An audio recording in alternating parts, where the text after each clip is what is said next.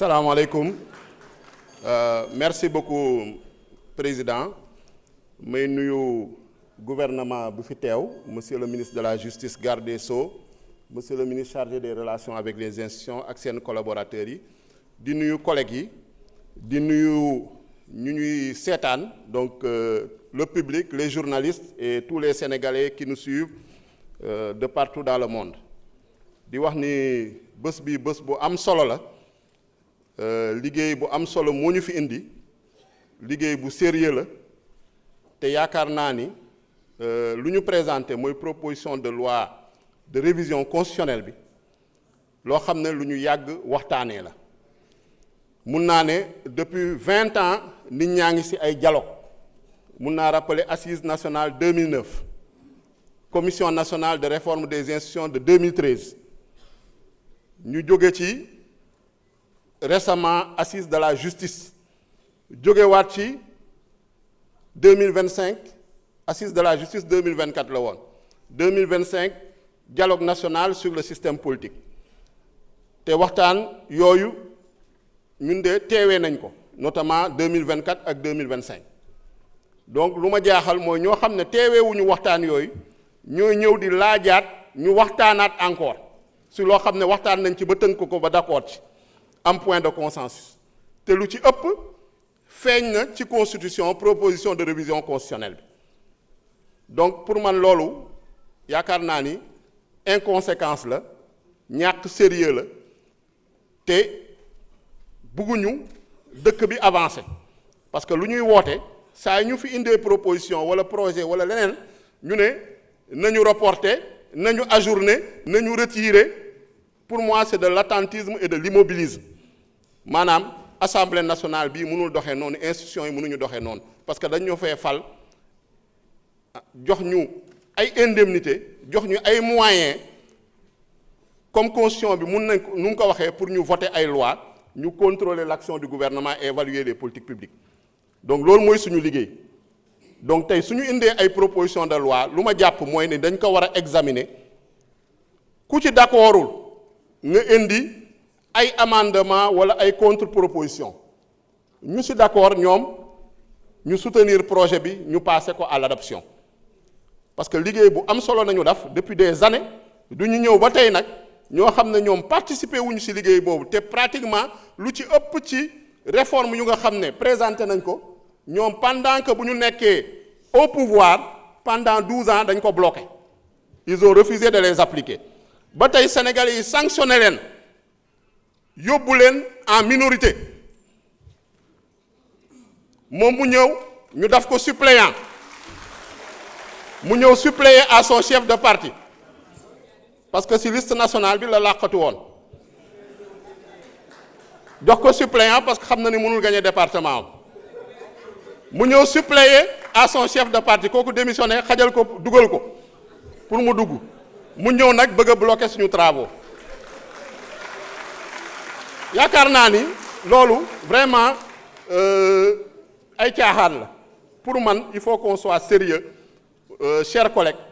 saa ñu indee proposition mënoo leen ñëw ne retirer leen reporter leen ajourner chaque jour question préalable chaque jour motion d'ajournement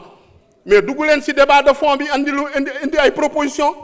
soo leen d'accordul tamit on vous le reconnaît parce qu'on est en démocratie c'est le rôle de l'opposition de ne pas être d'accord mais mënuñoo nekk éternel recommencement je pense que on doit avancer on doit aller de l'avant on doit réformer parce que les Sénégalais nous ont élus pour ça les Sénégalais veulent des réformes dans leur écrasante majorité te yaakaar naa ni mandat boobu nañu jox c'est ce mandat qu'on va exercer en toute responsabilité conformément à la Constitution parce que article 103 de Constitution bi moo ñu jox initiative de la révision conformément également à notre règlement intérieur te yaakaar naa violé wuñ ci dara donc chers collègues maa ngi ñaan ñu rejeter la question préalable proposée par notre collègue Abdou Mbow ñu rejeter ko tout bonnement et simplement ñu continuer les travaux ouvrir la discussion générale je vous remercie. Merci Monsieur le Président Ayib Daffé. Je mets aux voix la question préalable.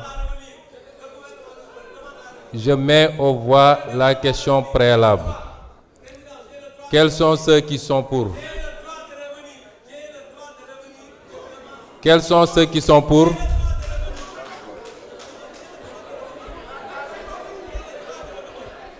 Quels sont ceux qui sont pour? Quels sont ceux qui sont contre? La question est rejetée.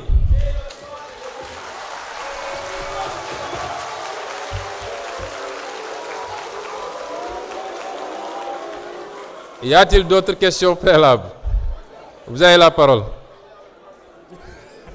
Voilà, merci beaucoup. Xam nga il faut quand même qu'on respecte. Xam nga yéen da ngeen ne man suppléant la ba pare ragal ma. Veuillez couper le micro. Ma ne. Veuillez couper le micro.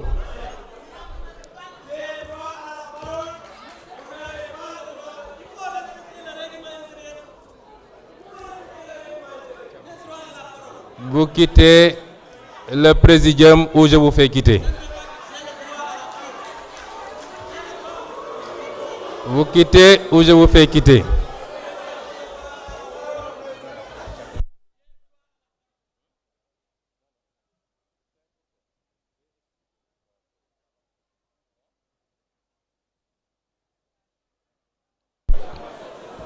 J'invite le député qui a demandé la parole à venir la prendre.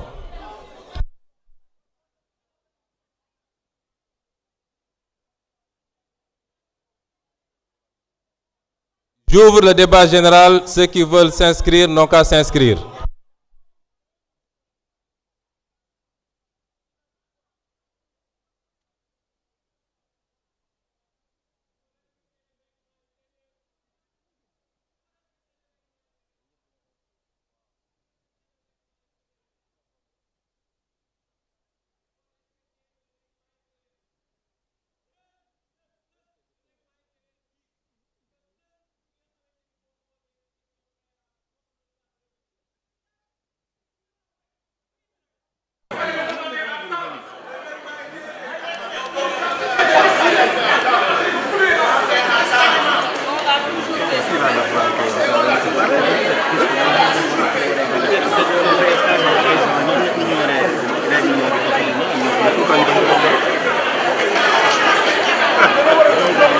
Je rappelle, la discussion générale est ouverte. Que ceux qui veulent s'inscrire s'inscrivent.